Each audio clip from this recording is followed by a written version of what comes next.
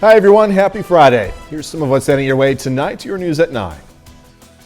President Trump back in public with his campaign challenging the 2020 election results. I'm Lauren Blanchard in Washington, plus new reaction from the Biden transition team coming up.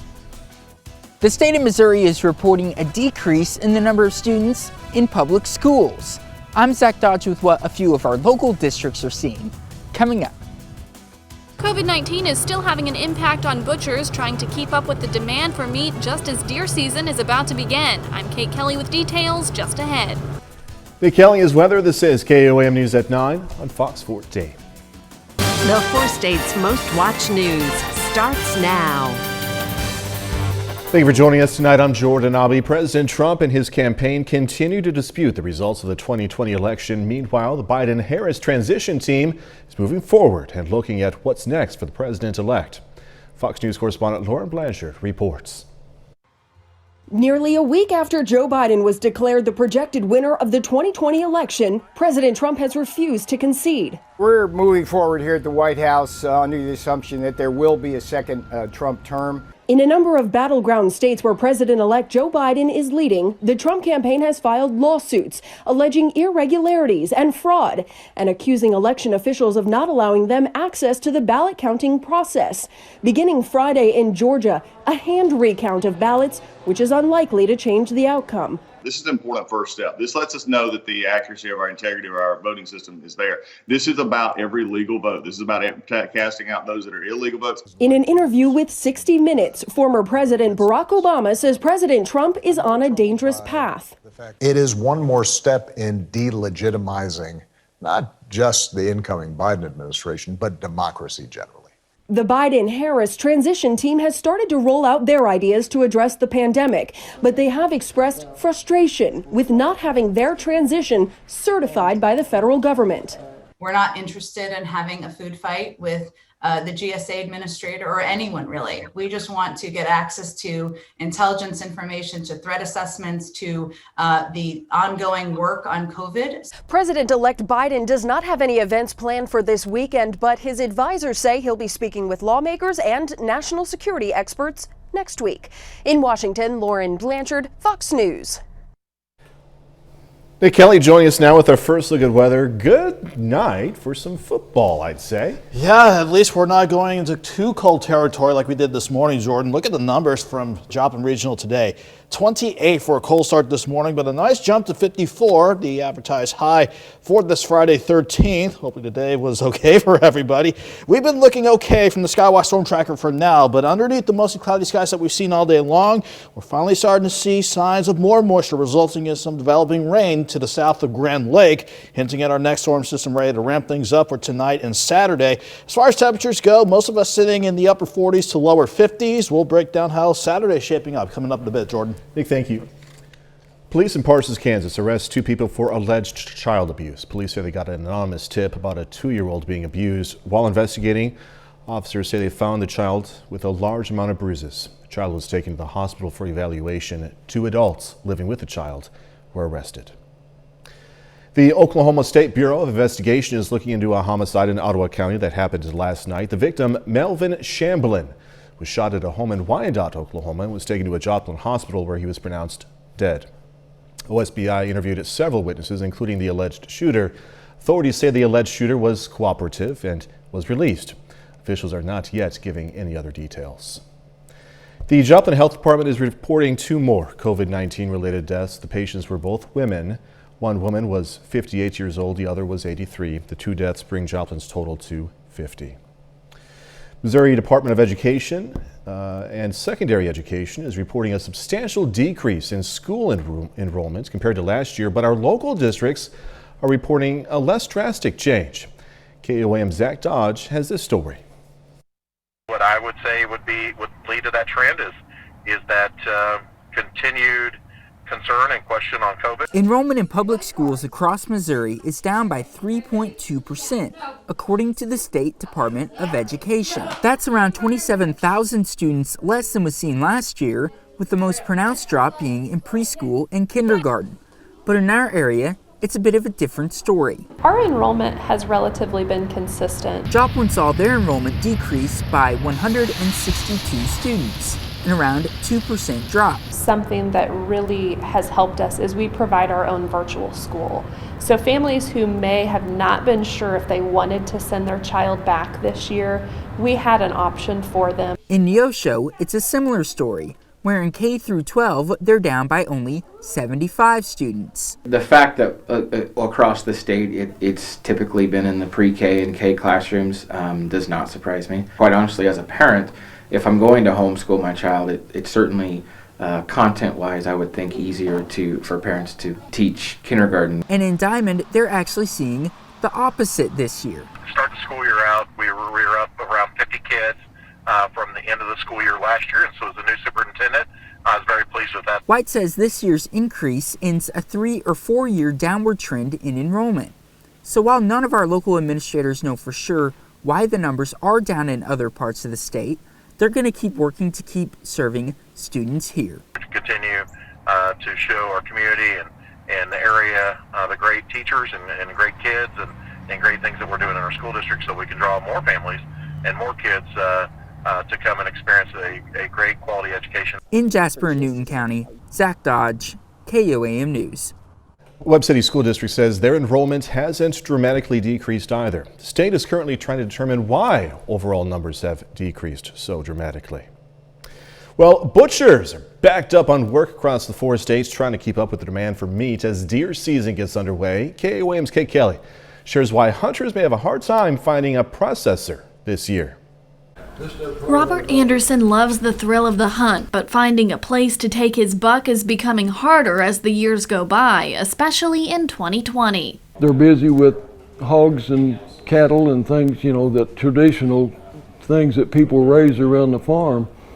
So it's just not a thing they do anymore. Clouds in Carthage is one of the remaining meat processors that still handles deer, but even they have their limits. Kind of the bad thing this year, when we reach what we did last year, about 1,200 head, we will have to shut deer off because I've already got my beef and my pork customers booked and I can't move them. There's nowhere to move them to. That's because demand on butchers is at an all-time high. Clouds is booked through January of 2022. I've never seen anything like it. And so a lot of it is pretty well typical kind of, I call it, like toilet paper because everybody's wanting to book.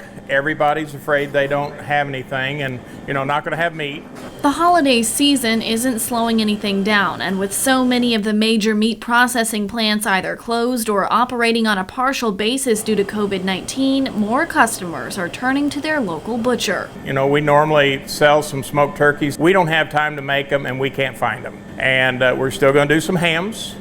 But we're changing what we do because we're so busy with other stuff that we can only do so much. Cloud says he expects things to get better in January, especially after a COVID-19 vaccine becomes available. He's telling his customers to hold on and wait for openings in the meantime. For now, Anderson and others like him will likely be on the hunt for a butcher.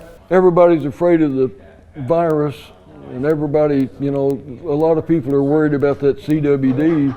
So there's just a lot of organic dangers, I guess, in processing wild game right now. In Jasper County, Kate Kelly, KOAM News. The Missouri Department of Conservation has suspended mandatory chronic wasting disease sampling requirements for hunters. You can read more about this by checking out the link we've shared in this article on our website, KOAMNewsNow.com. KOAM News at 9 on Fox 14 takes this time to honor one of our 4 state heroes. Michael Yanez has served U.S. Marines ever since 2011. Native of Erie, Kansas, Yanez has been stationed in Afghanistan, earning several awards. We are proud to thank Private First Class Michael Yanez. He is tonight's 4-state hero. Nick is coming up with a complete look at the forecast and a bit later. The U.S. breaking another record for daily new coronavirus cases.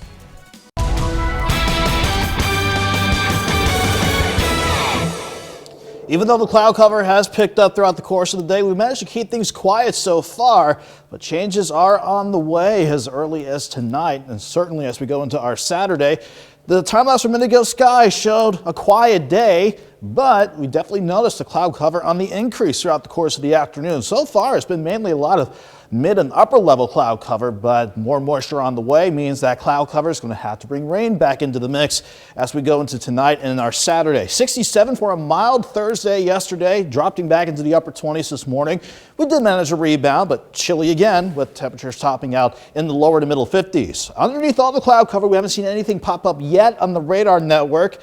However, know what's trying to develop already in northeast Oklahoma. We're seeing a few echoes popping up around Bartlesville, a couple showers south of Grand Lake trying to get going. And so far, the bulk of the moisture with this wave has resulted in cloud cover here. And all of the rain chances so far have been confined to areas along and south of I-40 in Oklahoma and Arkansas. But again, more moisture on the way with this next wave on the way.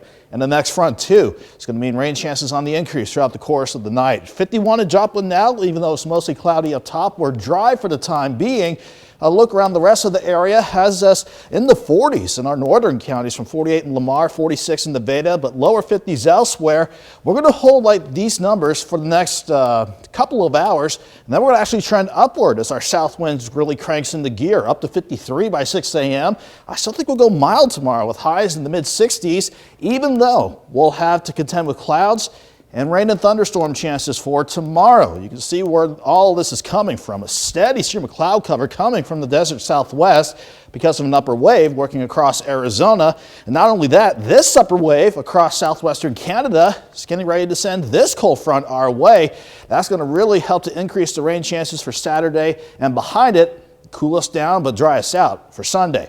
Here's how we look for the rest of the night. The scattered showers are beginning to pick up in our far southern counties. And as we go through the rest of the night, we'll see the rain chances increase across the region, even throwing like a couple of thunderstorms into the mix. And we'll just continue to watch for periods of off and on rain and thunderstorms as we head into tomorrow afternoon. Not expecting anything severe. Still, it's something I'll keep an eye on throughout the course of the day. 53 in the morning, 61 by noon. Afternoon highs around 66. Let's go into Saturday evening. Here's 7 p.m. Ahead of the cold front, we could get a little line of strong thunderstorms going, mainly on the Missouri side, but then that's quickly going to race out and clear us out with mostly clear skies Saturday night and leaving us cold to start Sunday out. But we'll be dry to wrap up the weekend. We'll go to 38 Sunday morning. Highs back in the mid-50s, back to 61 on Monday. Looking at a relatively quiet week ahead of us and mainly mild as well. In fact, I think we could be back in the lower 70s by next Thursday and Friday, Jordan. I like the word quiet. Sounds pretty good. It does sound pretty good. Nick Kelly, thank you. Coming up, a national look at how these schools are doing during this pandemic.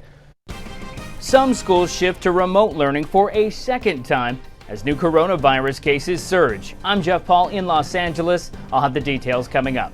At a time when the world's attention is focused on the coronavirus pandemic, a new report says measles cases have been surging worldwide. The World Health Organization says last year the number of reported measles cases around the world was the highest it's been in 23 years. The WHO and the Centers for Disease Control and Prevention issued a joint report saying for 2019, almost 870,000 measles cases were reported around the globe, the highest number since 1996. The research also says globally, deaths due to measles have jumped by nearly 50% since 2016. WHO says efforts must be made in communities around the world to get a measles vaccine to everyone in an effort to put a stop to this potentially deadly virus. The U.S. reported more than 153,000 new coronavirus infections yesterday. This as some states reinstate those restrictions to curb the spread. For several school districts, the surge means a return to virtual learning. Fox News correspondent Jeff Paul has more. School districts across the country are once again weighing whether to switch to remote learning as new coronavirus infections surge. Philadelphia, Boston, and Detroit are among those cities closing classrooms or delaying hybrid learning. New York City, the nation's largest school district, could be next. Mayor Bill de Blasio telling parents to prepare for closures as soon as Monday if infection rates top 3%. No one wants to see that happen. I don't want to see that happen. We've put out a clear standard. We're going to stick to that standard. But some parents say they're worried about the potential economic damage from another shutdown as they try to balance working from home and schooling their children. I understand the 2 weeks shutting down, maybe, but not completely for the whole year. That would be devastating. Public health officials say while they're not seeing rampant transmission in schools, it's more likely asymptomatic children will spread the virus. The American Academy of Pediatrics reports nearly 74,000 children contracted the virus during the week ending November 5th, an all-time high. Some fear things could get worse during the upcoming holiday breaks. We're concerned that, again, individuals will be responsible. They will interact with individuals outside their home. They'll go to gatherings and such. Researchers say more than 900,000 children have tested positive for COVID-19 since the beginning of the pandemic. In Los Angeles, Jeff Paul, Fox News. Coming up, new members arriving on Capitol Hill for briefings. The clock is winding down to the end of the year, but congressional lawmakers say there's still a lot of work to get done. I'm Mike Emanuel in Washington with the latest on what Republicans and Democrats are focused on coming up. The suspect who shot and killed a police officer last night. That officer identified as 41-year-old West Helena officer Travis Wallace. 29-year-old Latarius Howard was taken into custody in Mississippi this morning. Police say he shot Wallace during a gun battle. Wallace and other officers were looking for Howard, who was wanted on charges in connection to a shooting last week. Howard is being charged with capital murder. A getaway driver was also taken into custody and is facing charges. Less than 50 days remain until the end of the year, yet lawmakers say there's still a lot of work to be done. But this period between the election and the next Congress is called a lame duck session for a reason. It can be difficult to get things done. Fox News Chief Congressional Correspondent Mike Emanuel is over in D.C. with the latest on what Democrats and Republicans are being focused on. This is a red alert, all hands on deck. This is an emergency of the highest magnitude. Nearly 8 months into the pandemic, and House Speaker Nancy Pelosi doubled down on warnings that COVID-19 is causing widespread economic damage across the nation. In her weekly news conference, Pelosi called on Republicans to return to the negotiating table and pass another coronavirus relief bill, urging them to move on from the 2020 election and the president's claims of widespread fraud. I urge our Republicans to accept the facts, acknowledge the crisis, and immediately come to the table to work on COVID relief. The California Congresswoman says she is holding out hope for a robust stimulus bill, but Republicans say Congress should work on targeted relief. I've never watched one leader play politics more than anything else than Nancy Pelosi. She played politics from the very first time we did the CARES Act. You watched her delay it a week. Yet Pelosi is poised to enter the next Congress with diminished support, her House majority thinning with the outcome of the election. Still, Pelosi says her smaller Democratic majority won't force her to compromise on much-needed legislation, what she says will remain her focus during Congress's lame duck session. Pelosi's COVID warnings were underscored Friday by reports that more than 130 Secret Service officers are now quarantining over coronavirus concerns. In Washington, Mike Emanuel, Fox News.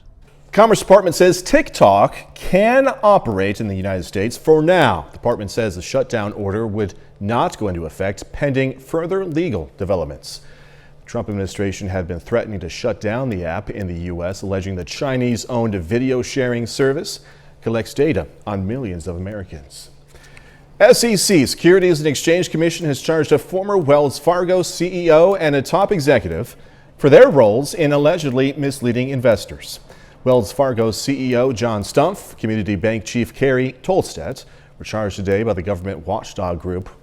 The agency has claimed the pair misled investors about widespread sales practice problems at the bank.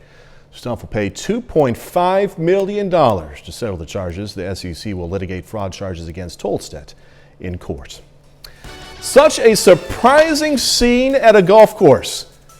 This beast has gained the nickname Dinosaur Gator for a good reason. More on this when we come back.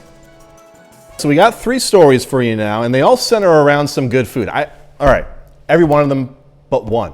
We'll get to that later. But first, if you can't get enough of the cheese that goes crunch as a snack, Frito-Lay is making a book you'll like a new way to cook. Cheetos, the crispy cheese snack treat, with a Cheetos cooking book called Bon Appetit Cheetos, a holiday cookbook by Chester and Friends. The cover has the cooking arm or paw of mascot Chester Cheetah on it and contains 22 Cheetos-based recipes from well-known chefs like Anne Burrell, Ronnie Wu, Casey Webb. The book was available free with a $35 donation to World Central Kitchen for coronavirus food relief, but Cheetos fans gobbled them up quickly. There's no word yet when more are going to be ready. You can still see some recipes over at a website. The address is moresmileswitheverybite.com or also by visiting Cheetos.com. I don't like eating alligators, okay? But look at this thing in comparison to stuff around it, okay? A massive 10-foot-long alligator spotted at a golf course in Florida. The gigantic dinosaur-like gator was caught roaming the lawn at Valencia Golf and Country Club in Naples, giving golfers nearby a good scare, rightfully so. The sighting comes just days after Tropical Storm Ada battered Florida's Gulf Coast with gale force winds. This isn't the first time gators have been spotted creeping around the grounds of golf courses. Back in May, 2 massive alligators appeared to be in a fight at a golf course in South Carolina. Back in August 2019, a 7-foot gator was spotted by a golfer in Florida. The burger chain, this is my favorite one, often credited as creating the first fast food burger, creating its biggest restaurant now in Florida, the biggest one yet. Hoping to catch a hungry crowd exiting Disney World when all this coronavirus stuff is done anyway. White Castle announcing that it's going to build the world's biggest White Castle burger place in Orlando. The company famed for its square burgers, often fondly called sliders. It's going to locate a 4,500 square foot restaurant near Disney World. Groundbreaking for the new store set for November 19th.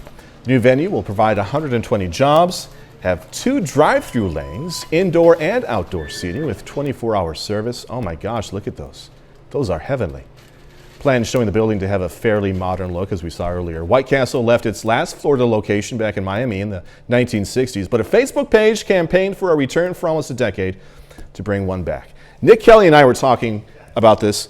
Okay, it seems like you either hate or absolutely adore White Castle. We're the champion for White Castle to open one in Joplin. We need one down here. I adore White Castle. I was talking to some other people. They say, I've never eaten at White Castle, but I hear it's disgusting. My wife would agree with that. But I adore White Castle. Every time I go through St. Louis. It's good. You got it. Oh, my gosh. My wife and the kids plug their noses, when I get the sliders. But you cheer them up with Ted Drews afterwards, right? Yes. Oh, man. Yeah, Ted Drews. If they didn't like White Castle, Ted Drews always cheers them up. Hit up some other Italian places on the hill. Good stuff. Oh, absolutely. All right, 30 more minutes, news, weather, and sports coming your way. Online sales are on the rise. That means more opportunities to get scammed. You'll see how one Pittsburgh hobby shop is keeping its online customers safe. That's coming up. Going to check out the fundraising efforts in Barton County, Missouri for a new Veterans Memorial Park. Plus, the unique reason why some ink was discounted at a local tattoo shop. Better Business Bureau says online sales have been rising during this time. That goes for local online scams as well. Scammers looking to take advantage of 4-state shoppers all over, really. KOM's Mike Mahoney visited a local business that recently took their sales online to learn how they're protecting customers. According to a new report by the Better Business Bureau, online shoppers around the world spent more than $3.5 trillion in 2019. But that's nothing compared to 2020. It's already surpassed the numbers from last year. And we're only in November. We've got a whole nother month, and we've got Black Friday and Cyber Monday coming up. But that increase in online shopping means an increase in online scams, and our neck of the woods is no exception. We're also seeing a surge in online purchase scams that are happening right now in this area, the 4-state area, due to the pandemic. Ogre's Lair is a card and collectible shop in Pittsburgh that just started selling Magic the Gathering cards online about a month ago. Rare cards can go for a high price, so this shop teamed up with TCGplayer.com, a website that verifies sellers and protects buyers with a money-back guarantee. I use it personally, and I think it's the best way to buy cards online, because all the customer review system's great, and you can see their entire order history also. Ogre's Lair staff says things have gone smoothly in their first month of online sales, and they're hoping to expand to other selling sites, but only ones with built-in protections for both buyers and sellers. We're trying to do like eBay and Etsy right now for our other stuff in the shop. In Pittsburgh, Mike Mahoney, KOAM News. Rare Magic Gathering cards have sold for as much as $250,000, but the most expensive card at Ogre's Lair in Pittsburgh is worth around $250. Evergy is donating $10,000 to Pitt State's Nature Reach program. The Nature Reach program provides an opportunity for kids and PSU students to help get up close and study animals, while also helping injured animals rehab and recover. The grants will be used to fund the Raptor Ambassadors Improved Housing Project. That project will repair, improve, and expand enclosures for birds of prey. Barton County residents are fundraising for a new Veterans Memorial Park. You see it right there. So far, they've raised $50,000 for the future Lamar Park through the sale of pavers. They'll hope to double that amount by December 1st with a matching grant. Organizers say it's going to feature a memorial to veterans from Barton County who died in World War II. So yeah, to have some kind of park here is nice, but the bonus and the nice part is that this is going to be kept as a memorial to the 69 Barton County men. The park is going to be on the site of the old Barton County Memorial Hospital. Dark Star Tattoo over in Granby, Missouri did some discounts today for tattoos, even though there are three things going on today, okay? Friday the 13th. This is, of course, happening during a pandemic. That's number two. Also, number three, we're still in 2020. We've had such a tough, hard year, and this is Friday 13th, which is always, associated with bad luck kind of day, and this has just been a bad luck kind of year. So I think everyone's just coming out today because they want to commemorate Friday 13th, 2020. Today is the last Friday the 13th for 2020. Good, right? Good riddance. By the way, Dow Quick told me this little bit of trivia. This year was unusual. This happened before, but it's unusual because there were 3 Friday the 13th. I believe it.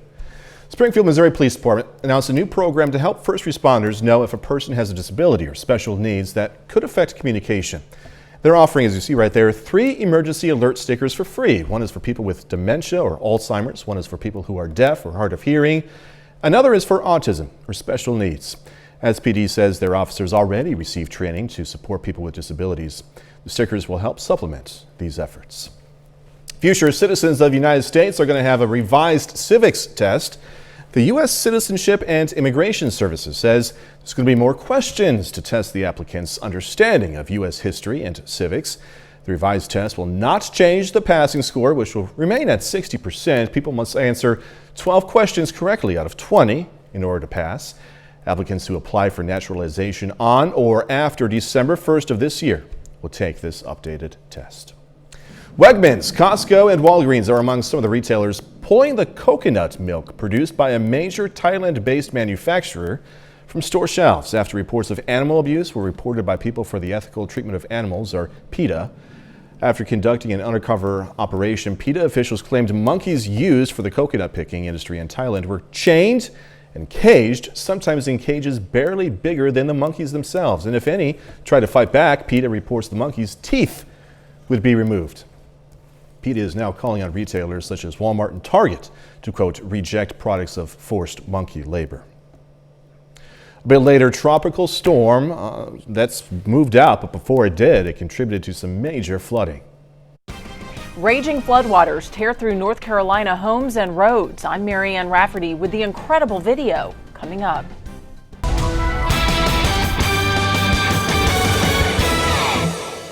The cloud cover that we saw pick up throughout the course of the day is hinting at our next storm system ready to ramp things up for tonight and Saturday. But despite all the cloud cover over indigo sky, the time lapse outside of Seneca, Missouri showed everybody staying quiet despite the cloud cover on the increase, especially during the afternoon and so far this evening.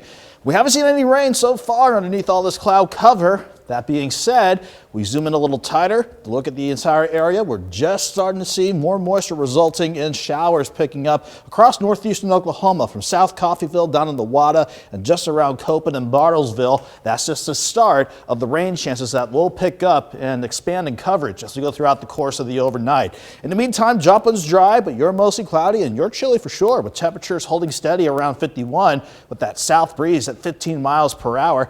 We have areas from Chanute, Lamar, Greenfield down south, mainly upper 40s to lower 50s, a couple of mid 40s in our very far northern counties. But temperatures are actually going to rise throughout the course of the night because our light east breeze that kept us chilly throughout the day is turning more out of the south, and it's going to crank up a bit as we go throughout the night, and especially tomorrow. And believe it or not, despite the clouds and the rain that we'll have to contend with on Saturday, we're going to turn mild again because of that strong south wind that'll be in place. Again, we're just beginning to see our signs of rain chances pick up. It's starting in northeast Oklahoma ahead of our next storm system, still making its way out of the desert southwest. Then we'll have this upper low, even though it's all the way up in southwestern Canada. It's going to do its part and push a cold front our way by Saturday. Ahead of it, that's what's going to keep us mild for Saturday, and then behind it, it's going to clear the rain chances out, but have us turn chilly again to wrap up the weekend on our Sunday. So the future track doing a good job picking up on the rain chances just beginning in northeastern Oklahoma. And as we continue through the rest of the night, here's midnight. Temperatures slowly on the upward trend with that south wind in place, and more areas of scattered rain and thunderstorms to take us into Saturday morning. It won't be raining all day long. We'll have pockets of dry time, but we'll continue to hold on to mostly cloudy skies and chances for scattered rain and storms throughout the course of our Saturday. Despite that, that south wind, the 15 to 25, will take us from 53 in the morning to 61 by noon, and afternoon highs around 66. Before this front completely sweeps the rain chances out of here, we'll watch for a chance for some scattered strong storms in southwest Missouri to start the evening out, and then we'll clear things out by the time we head into late Saturday night and Sunday. As far as rain amounts that we're expecting, I think we're all fair game to go, let's say, a quarter of an inch, 3/4 of an inch, some isolated pockets of an inch can't be ruled out as well before we start to dry things out by Saturday night and especially on Sunday. Despite, again, the rain chances tomorrow, we'll go back to 66 for afternoon highs, 55 after we start in the upper 30s on your Sunday, 61 Monday, and we're just saying mild and quiet throughout much of next week. Jordan's mild, in fact, will be near the lower 70s by the end of next week. Yeah, mild is a good word for November. Again, we've been very lucky, you know. Yeah, these numbers are usually pretty hard to come by, but like you said, lucking out so far. Nick Kelly, thank you. Coming up, while the Chiefs team is on a bye this week, the voice of the Chiefs, Mitch Holthus, takes a look at their competition this year, even beyond the race for the playoffs. KC Chiefs are 8-1 this season. Last week, they got by the Panthers, squeaked by them, depending on who you talk to, 33-31.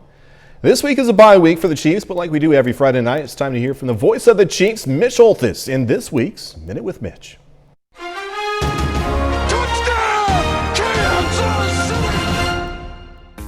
This week, the Chiefs get a much-needed and appreciated bye week. Why? The Chiefs are playing in 3 divisions this year. The first is the obvious, trying to win the AFC West for a 5th consecutive season. The second, the battle for the bye division, the one AFC playoff bye that's up for grabs. The Steelers, the Ravens, the Titans, and even the sneaky ones, the Colts. It's going to be a week-by-week race. The third is the most interesting, the battle to beat COVID division. We've already seen the COVID pandemic derail the Patriots season and issue setbacks to the Raiders, Titans, Ravens, and 49ers. The team that stays disciplined and unselfish as it pertains to the coronavirus may win Super Bowl 55. And that challenge includes this Chiefs bye week on this Minute with Mitch. The Minute with Mitch is brought to you by Como Jewelry. Every day's game day, Como Jewelry, Pittsburgh, Joplin. Chiefs are going to be back in action on November 22nd on the road against the Las Vegas Raiders. Back with more news after this. At least 3 people are dead, several others still missing after floodwaters swept through a North Carolina campsite. Another person was killed while driving on a washed-out road, and authorities fear more deaths are possible from the devastating floods.